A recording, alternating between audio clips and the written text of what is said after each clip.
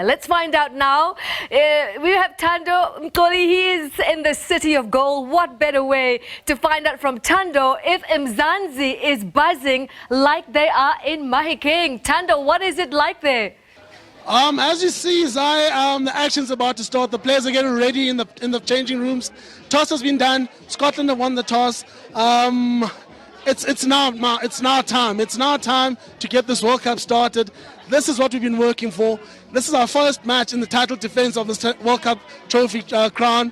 But that said, we've got, like I said, I'm at a fan view park. It's filling up nicely. Music is flowing.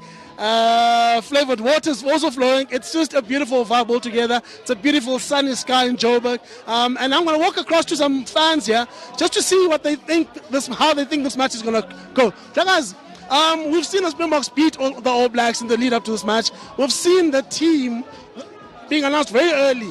Springboks are very confident of their tactics. Springboks seem to be confident of their game. How do you see this one falling out? Personally, it should be quite an easy game. As a fan, it's quite important. It's one of the tougher games we're going to have in the group. So it would be a good start for us to have like a proper solid win against a good Scottish side. So as just a proper Springbok fan, I'm just hoping for a good performance. And obviously like a good win to have a good start into the World Cup. But in terms of preparations for the World Cup, I'm pretty confident. And I just need a good win today. You know, one of the things that SA Rugby got right when Rassie Erasmus was given the job after the rather disastrous tenure of Alistair Coetzee was South African Rugby allowing Rassie to pick players who are playing overseas.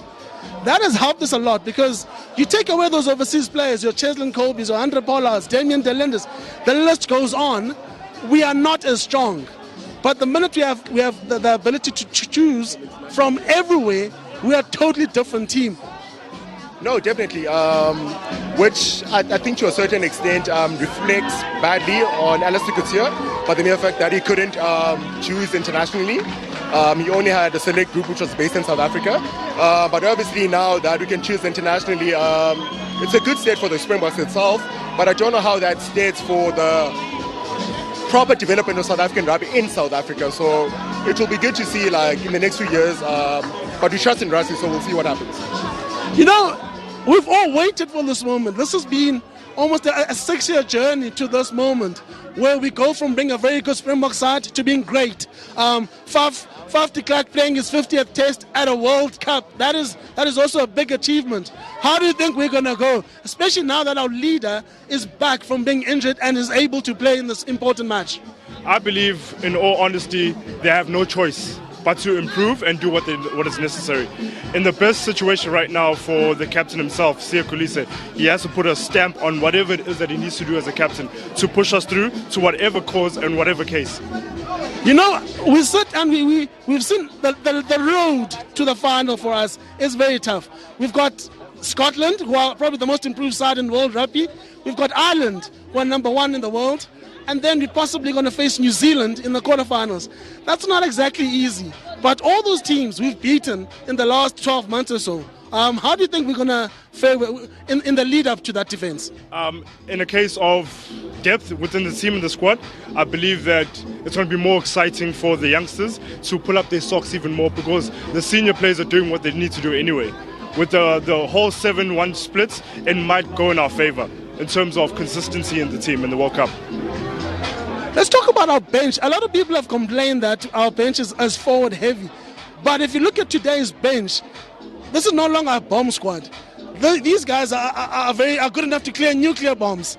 That's how good that bench is at the moment. How do you think they're going to finish the match off for us? No, definitely going back to a 8-0, 7-1, 6-2 split, it doesn't matter for the Springboks, I guess.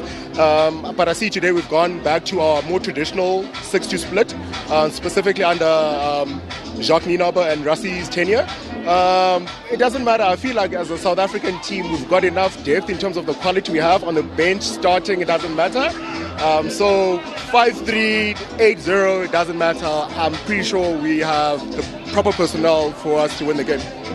Okay, Zai, let me find my seat somewhere down there, and so I can sit down and enjoy this match. I'm looking forward to it. It's going to be interesting. Two very good teams having a full go at each other.